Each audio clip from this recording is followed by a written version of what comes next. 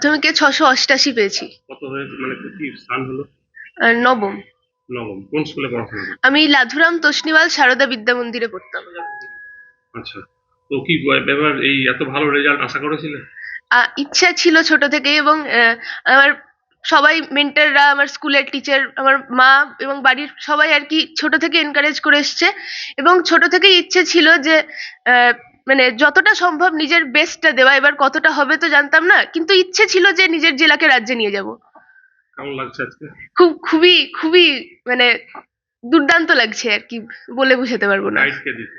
আমার main guide ছিল আমার মা, এবং আমার দাদুরা, এবং আমার সামগ্রিক ফ্যামিলি, এবং এছাড়াও আমার স্কুলের প্রত্যেকটা টিচার অত্যন্ত অত্যন্ত সাহায্য করেছে। আমি সব সাবজেক্ট আমি কখনোই মানে নির্দিষ্ট টাইম মতো ঘন্টা ধরে রুটিন ওয়াইজ পড়তাম না।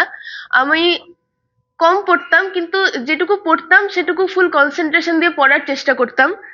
আর আমার আমাদের পরীক্ষা হতো, সেই পরীক্ষাগুলোতে যে সাবজেক্টে আমি একটু কম পেতাম, তো টেস্টের পরের যে সময়টা ছিল সেই সময়টায় ওই সাবজেক্টগুলোতে একটু বেশি সময় দিয়েছি। নেচারের ফটোগ্রাফি করতে ভীষণ ভালোবাসি, তো এগুলোই আর কি। কি হতে চাও?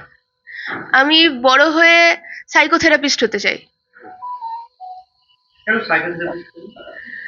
সাইকোথেরাপিস্ট তার কারণ হচ্ছে যে আমি মেডিকেল লাইন নিয়ে পড়তে চাই ঠিকই, কিন্তু আমি ওই জ্বরের ওষুধ দেওয়া ডাক্তার হতে চাই না।